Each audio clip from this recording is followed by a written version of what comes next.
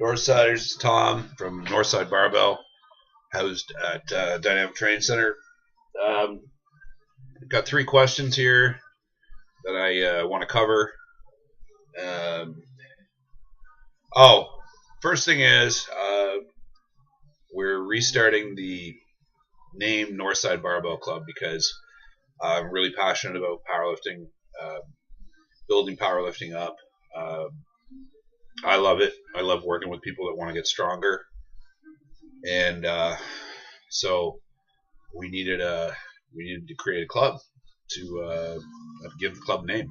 So the Northside Barbell Club. Northside's a tribute to Westside Barbell, which is an amazing gym down in Columbus, Ohio, that basically changed the face of powerlifting.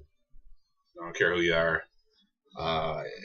If you're a powerlifter, you probably owe a debt of thanks to Louie Simmons.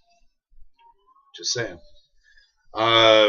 Okay, so without any further ado, let's get into the questions. First question is, I've got someone asking me,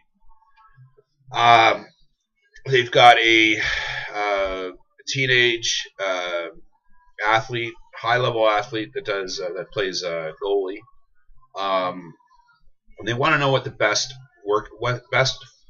thing to consume pre-workout is, or pre-game, to ensure performance. So first thing I always make clear, especially with teen athletes, is that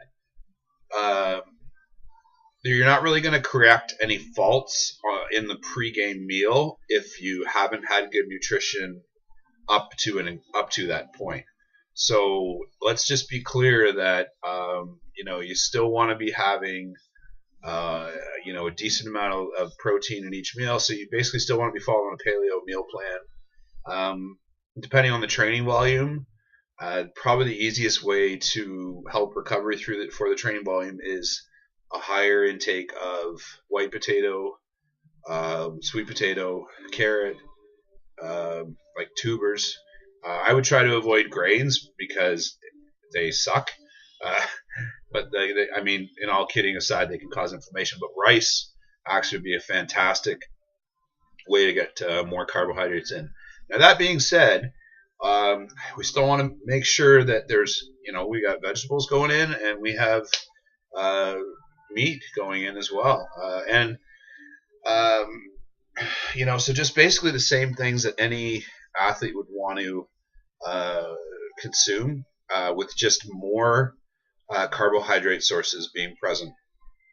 Oh, and the other thing is that what's really important is that we get some red meat in there, because red meat's a fantastic source of iron and vitamin B12, and those two things are usually limiting factors for the ability of carbohydrates to be metabolized. Okay, so they just affect energy. And so what I see a lot of times in diets with people that have tons and tons of carbohydrates going in is that for some reason they've got it in their head that all their protein should be coming from chicken and fish because they think it's clean and lean. It's totally false. It's just dumb, old thinking, and really they should be trying to get some red meat in. So there's that. So I guess pre-workout. Now, pre-workout is the time where you kind of do want to taper back on some fats just because it's easier on the stomach. But this really depends on what the individual actually likes to eat. If the individual has a great game after having bacon and eggs with some fried hash browns, well then by all means, let's do that. If they find they are sluggish because there's a lot of fat in that meal, well then let's taper that back and maybe look at maybe a sweet potato and a piece of haddock or something like that. So really, it's just you do want to be careful that, unlike a traditional paleo meal, there's some attention paid to finding a carb source. Okay. The next question, actually, you know what? I'm going to shut the video down there because that's almost 5 minutes, and I just covered one question.